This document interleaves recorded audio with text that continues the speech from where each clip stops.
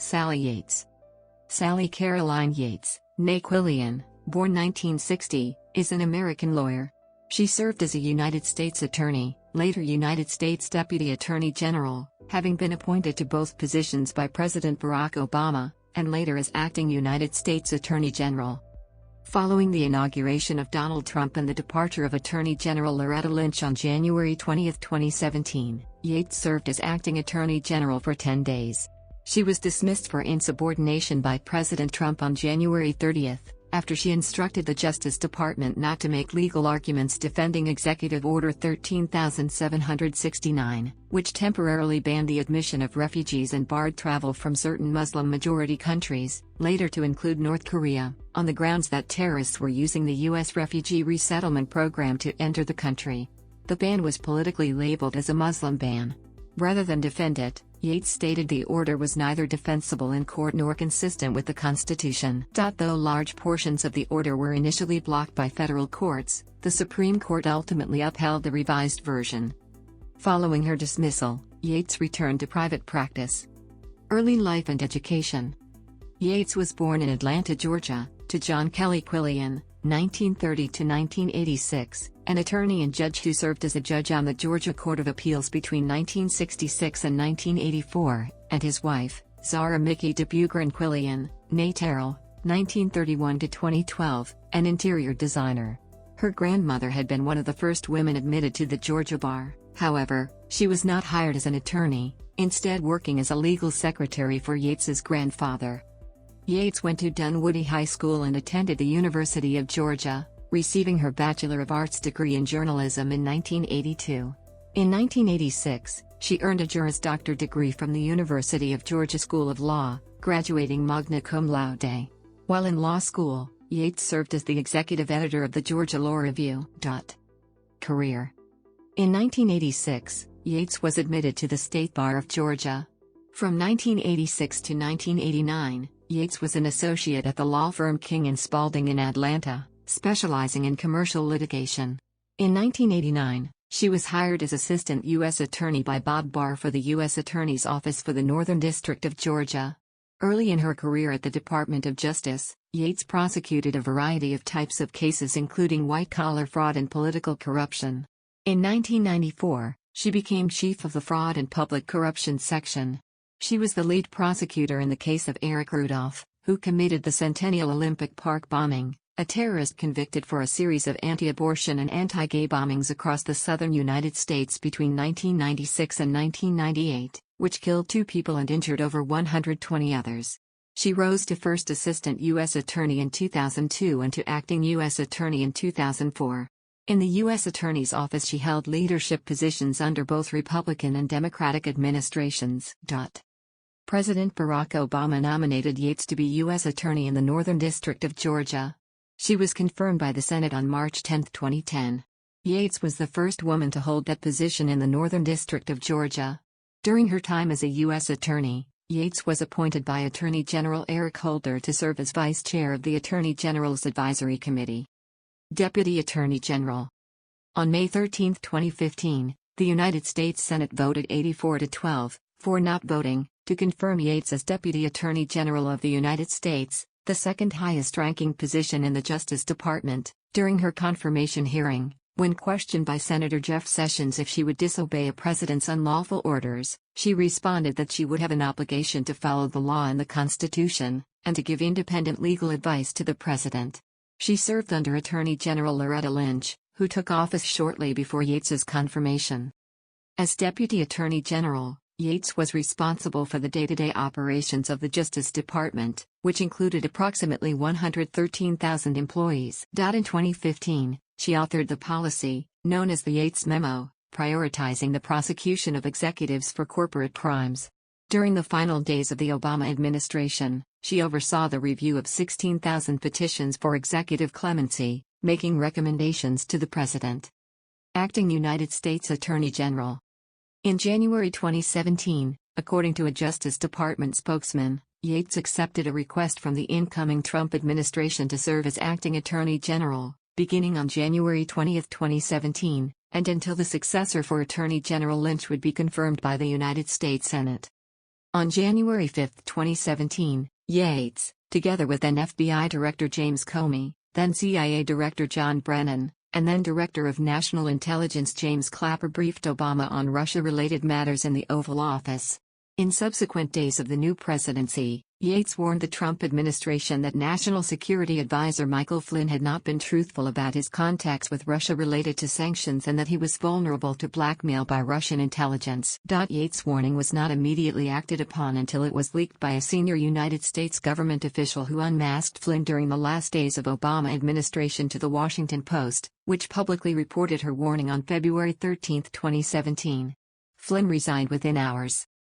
On January 27, 2017, President Trump signed Executive Order 13769, which restricted travel to the United States from 7 Muslim-majority countries, among other provisions.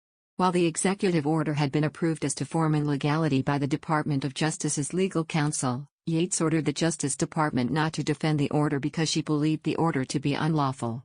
Her decision came after several federal courts had issued stays on various parts of the order to stop their implementation, and many U.S. Customs and Border Protection agents had acted in defiance of those stays. In a letter to DOJ staff, Yates wrote. In a New York Times editorial published on July 28, 2017, Yates expressed concern about Trump's political influence on the Justice Department, writing President Trump's actions appear aimed at destroying the fundamental independence of the Justice Department. Its investigations and prosecutions must be conducted free from any political interference or influence. The very foundation of our justice system, the rule of law, depends on it. Dismissal. Upon announcing her decision not to defend the order, Yates was immediately dismissed by the Trump administration via hand-delivered letter, and replaced with Dana Bente, the United States Attorney for the Eastern District of Virginia. After taking office, Bente ordered the Justice Department to enforce the executive order.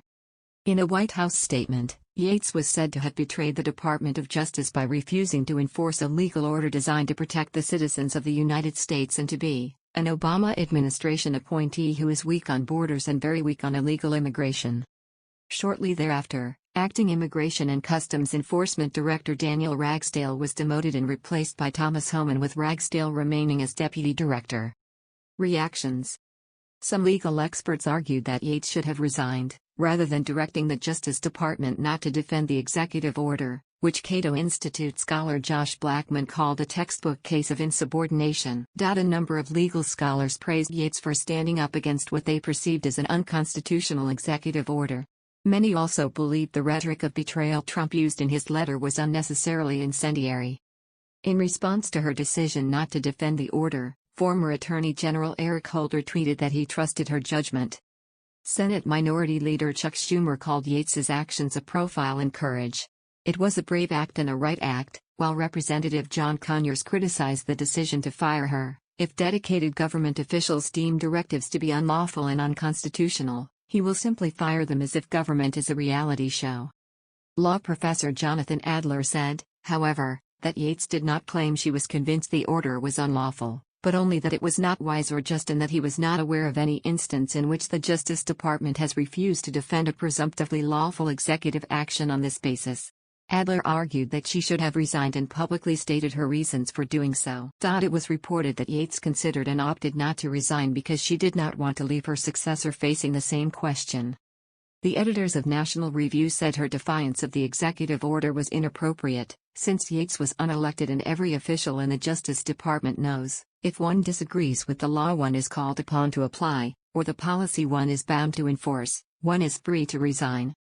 The New York Times and others drew comparisons to the 1973 Saturday Night Massacre, during the Watergate scandal, when Attorney General Elliot Richardson and Deputy Attorney General William Ruckelshaus both resigned after refusing to carry out President Richard Nixon's order to dismiss Special Prosecutor Archibald Cox.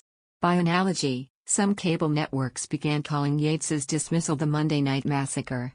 However, Watergate investigative journalist Carl Bernstein, speaking on CNN, rejected the comparison. There's a big difference, because the Saturday Night Massacre was really about firing the Attorney General when Nixon was the target of an investigation and was actively obstructing justice, he said. I think the president is within his rights here to fire the Attorney General, that he has that ability.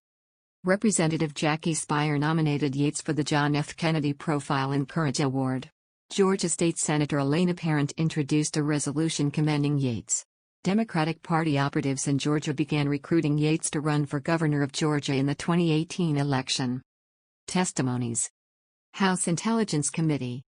In March 2017, Yates was invited by the House Intelligence Committee to testify before Congress at a public hearing as part of the committee's bipartisan, ongoing investigation into the Russian active measures campaign targeting the 2016 U.S. election. Later the same month, however, The Washington Post published documents indicating that the Trump administration had sought to block her from testifying, including letters from the Justice Department to Yates indicating that the administration considers her possible testimony on the ouster of Flynn to be barred by the Presidential Communications Privilege or Deliberative Process Privilege. The public hearing at which Yates had been set to testify was cancelled by Chairman Devin Nunes, who said through his spokesperson that neither he nor anyone else in the committee had discussed Yates's testimony with the White House. White House Press Secretary Sean Spicer called the Washington Post story false, said that the White House has taken no action to prevent Sally Yates from testifying and that the White House had given its tacit consent, and added, "I hope she testifies." Senate Judiciary Committee. On May 8, 2017, Yates and James Clapper testified for 3 hours before the Senate Judiciary's Subcommittee on Crime and Terrorism over the Russian interference in the 2016 U.S. election. Yates said the FBI interviewed then National Security Advisor Michael T. Flynn on January 24, 2017. Because of that interview, she made an urgent request to meet with White House counsel Don McGahn. She met with him on January 26 and again on January 27. She informed McGahn that Flynn was compromised and possibly open to blackmail by the Russians. As previously reported, she told McGahn that Flynn had misled Vice President Mike Pence and other administration officials about the nature of his conversation with the Russian ambassador. She said Flynn's underlying conduct, which she could not describe due to classification, was problematic in and of itself, adding, "It was a whole lot more than one White House official lying to another." Post-Justice Department.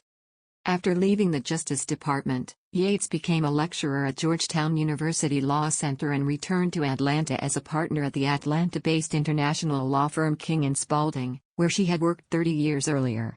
Yates' practice focuses on investigations. Honors. In January 2016, Yates received Emory University School of Law's Emory Public Interest Committee, EPIC, Inspiration Award.